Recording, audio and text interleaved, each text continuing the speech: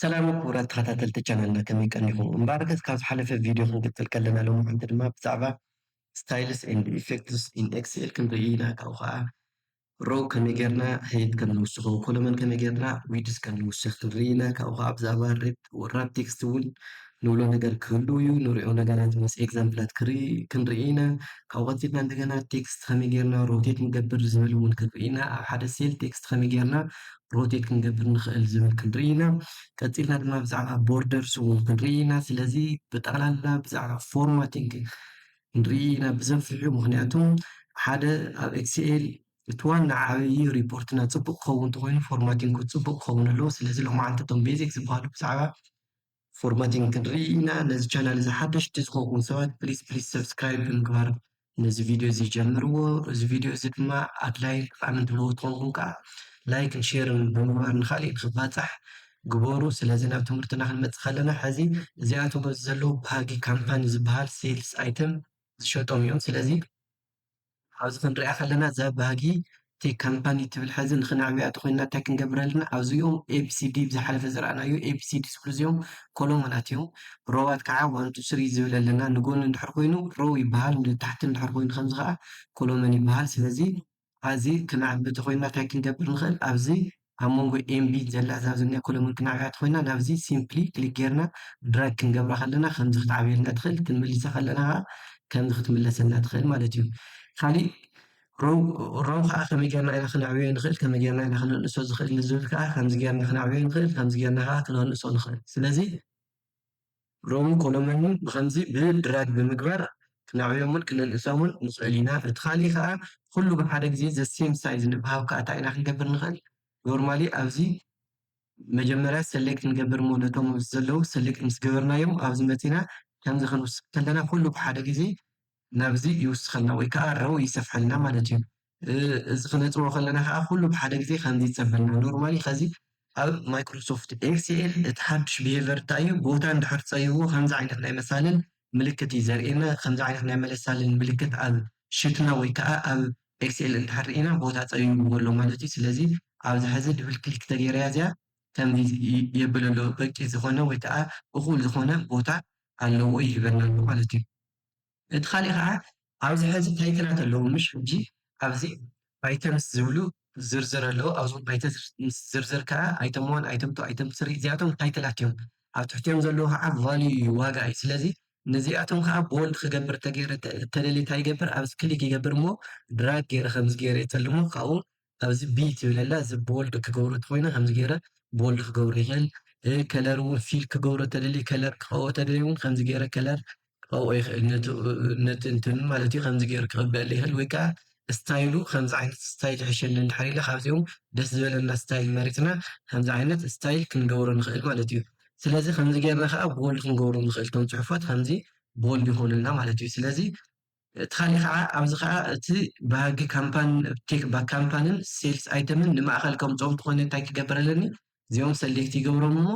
ካብኡ እዚኦም ሰሌክት ገይረ ኣብዚኣ መርጅ ኤንድ ሴንተር ትብል ኣላ እዚኣ ክሊክ ክገብራ ከለኹ ዳይሬክትሊ ናብ ማእኸል ማለት እዩ ስለዚ እዚኦም ናብ ማእኸል ክመፁ ከለዉ ግን ከምዚ የጥፍአለ እዩ ንምንታይ እዩ ዘጥፍአለይ ዘሎ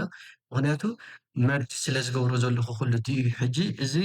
ክልቲኡ በበይኑ ክገብሮ ተደልየ ከዓ ክልተ ዓይነት መማረፂ ኣለኒ እቲ ናይ መጀመርያ መማረፂ እንታይ እዩ እዚኣ ነበይና ሰሌክት ይገብራ እሞ ከምዚ እዚኣ ነበይና ሰሌክት ምስ ገበርክዋ መጀመርያ መርጅ ኤንድ ሴንተር ይብላ ካልኣይ ከዓ እዚኣ ከዓ ከምዚ ገይረ ሰሌክት ይገብራ እሞ መርጅ ኤንድ ሴንተር ይብላ እዚኣ እውን ማለት እዩ እዚአን ክልተ ስራሕቲ እየን ዝኾና ዘለዋ ነገር ግን እንታይ ክገብር ይኽእል ዳይሬክትሊ ከዓ ካብዚኣ መፅአ እዚኣ ሒዘ ሰሌክት ይገብራ እዚኣ ነበይና እሞ ሽዑ እዚኣ ሰሌክት ምስ ኮለትልህ ኮንትሮል ሒዘ ካብ ኪቦርድ ኮንትሮል ሒዘ ከዓ ነዚኣ ክሊክ ገይረ ዘሴም ሰሌክት ይገብራ ስለዚ እዚኣ መርጅ እንትን ክብላ ከለኹ ከዓ መርጅ ኤንድ ሴንተር ክብላ ከለኹ ከዓ ተመሊሳ መርጅ ኤንድ ሴንተር ትኾነለይ ማለት እዩ ከምቲ ዝረኣናዮ ሕጂ ከዓ እዚ ቦልድ ክገብሮ ተኮይኑ እንታይ ክገብሮ ኣለኒ እዚ ቦልድ ቢ ክገብሮ ኣለኒ እዚ እውን ዘሴም ከምዚ ቦልድ ክገብሮ ይኽእል እየ ማለት እዩ እቲ ካሊእ ከዓ ቀፂልና ንሪኦ ከዓ ብዛዕባ ኣብዚ ዘለዉ እንትናት እዮም ኣብዚ ዘለዉ ፅሑፋት እዮም እዞም ኣብዚ ዘለዉ ፅሑፋት ራፕ ቴክስት ክገብሮም ይኽእል እየ ራፕ ቴክስት ማለት እንታይ ማለት እዩ ሕዚ ኣብዚ ኣይተም ቴን ኢልና ዝኾነ ፅሑፍ ክንውስኽ ከለና እንታይ ይኾነ ኣሎ ቦታ ለቂቑ ይሄድ ኣሎ ምሽ ስለዚ ሕጂ ግን እዚ ከመይ ክንገብሮ ንኽእል እዚኣ ራፕ ቴክስት ተልያ ናብዚ እያ ትገብሮ ካብዛ ሴል እዚኣ ኣይትወፅእን ቦርደራ ስለዚ እዚኣ ራፕ ቴክስት ኮይና ኣላ ማለት እዩ ሓደ ግዜ እዚ ሴንተር ንክበሮ ከምዚ ዓይነት ይኸውን ኣሎ ማለት እዩ ሕዚ ኣብዚ ኣይተም 3 ዝብል ዝነበረ ዝኾነ ነገር እንድሕር ወፂኡ ከሎ እዚ ኣብ ካሊእ ክሊክ ክገብር ከለኹ ራፕ ቴክስት ኣይኮነን እዚ ተሸፊኑ ኣሎ ማለት እዩ ብዙሕ ፅሑፍ ሒዙ እኒኦ ግን ተሸፊኑ እኒኦ ስለዚ እዚ ራፕ ቴክስት ተልየ ግን ኣፍታ ሴልሳ ሙሉእ ብሙሉእ ንክረአ ከምዚ ኢሉ ይጠቕመኒ ማለት እዩ ስለዚ ራፕ ቴክስት ጥቕሙ እዚ እዩ ኣብ ሓደ ሴል ውሽጢ ዘለዉ ፅሑፋት ካብታ ሴልሳ ከይወፁ ኩሎም ንተጠቀምቲ ሾው ንክኾኑ ዝጠቕመና ዓይነት ፊቸር ናይ ማይክሮሶፍት ኤክስኤል እንታይ ይበሃል ራፕ ቴክስት ይበሃል ማለት እዩ እቲ ካሊእ ከዓ እንታይ እዩ ሮቴት ምግባር ማለት እዩ እዚ ንኣብነት ኣብዚ ኣይተማት ኣለዉ ምሽ እዞም ኣይተማት እዚኦም ሕዚ ካብ ከምዚ ተለማዲ ስለ ዝኾነ ሮቴት ክገብሮም እንድሕር ደልየ ኣብዚ ኤቢ ትብል ኣረው ዘለዋ ኣላ ነዛ ኣረው ዘለዋ እዚኣ ክሊክ ተገይረያ ዝተፈላለዩ ሮቴት መግበሪ እንትናት ኣለዎ ኣብዚ ማለት እዩ ኣማራፅታት ኣለዎ ሕዚ ንኣብነት እዚ ክሎክዋይዝ ኣንግል ተልዮ ከምዚ ኢሉ እቲ ቴብለይ ከምዚ ንክኸውን ይጠቕመኒ ወይ ከዓ ኣብዚ ከዓ ካሊእ ሮቴት ኣብ ቴልዮ ከዓ ከምዚ ኢሉ ብጣዕሚ ብዙሕ ፅሑፍ ተኮይኑ እቲ ዘለኒ ንሪፖርት ዘብሎ ፎርማቲንግ ከምዚ ዓይነት ይኮነለይ ማለት እዩ እና ኣብዚ እናቀያየርና ክንርኢ ንኽእል ኢና ወይ ከዓ ፎርማቲንግ ሴል ኢልና ኣብዚ ከዓ ንውኑ ከምዚ ዓይነት ይኹነለይ ኣብዚ እውን ራፕ ቴክስት ሃልዩ እውን ራፕ ቴክስት ይኹን ወይ ከዓ ሽሪንክ ይኹነለይ እዚ ሽሪንክ ክሊክ ንገብር እና ኣብዚ ከዓ ካልኦት ከዓ ሌፍት ቱ ራይት ድዩ ራይት ቱ ሌፍት ድዩ ዝብል ከምዚ እውን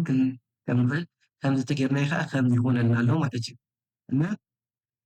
ብዛዕባ ሮቴት እዚ ካብ ረኣና ቦርደር ከዓ ክንርኢ ንኽእል ኢና ቦርደር ማለት እንታይ ማለት እዩ ቦርደራት ምውሳኽ ማለት እዩ ወይ ከዓ ቴብል ምስራሕ እዩ ብካሊእ ኣበሃህላ ስለዚ እዚ ብምልኡ ቦርደር ክውስኮ ተደልየ ኣብዚኣ ናይ ቴብል ምልክት ኣለትኒ ስለዚ ንዓዓ ከይደ እየ እንትን ዝገብራ ኣብዚኣ ኣላ ኣብዚኣ ከይደ እዚኣ ኦል ቦርደርስ ቴልዩ ከምዚ ዓይነት ኣውትሳይድ ቴልዩ ከምዚ ዓይነት ዝሰርሐለይ እዚ ኣውትሳይድ እዩ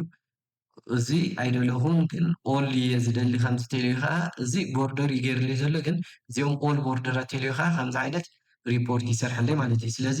እዚ ሕዚ ኮፒ ፔስት እናበልና ሞ ነብዝሓዮ ምእንታን ብደንብ ክረአየና ማለት እዩ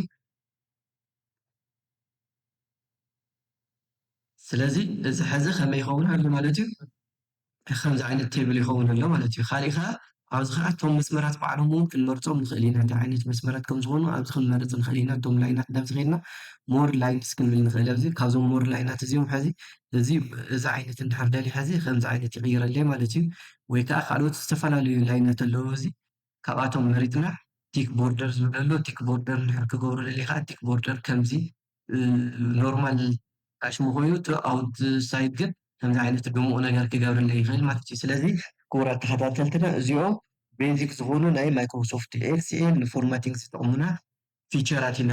ርኢና ዘለና ኣብ ዝቕፅል ዘሎ ቪድዮ ከዓ ብካሊእ ክሳብ ንራኸብ ድሓን ኩኑ ነዚ ቪድዮ እዚ ሓደሽቲ ዝኾንኩም ሰባት ፕሊዝ ሰብስክራይብ ምግባር ኣባላት ቤተሰብ ነዚ ቻናል ኩኑ እዚ ቪድዮ እዚ ንካሊእ ንክባፅሐ እውን ላይክ እና ሼር ገበሩ ድሓን ቀንዩ የቐኒየለይ ወዲ ኣለኹ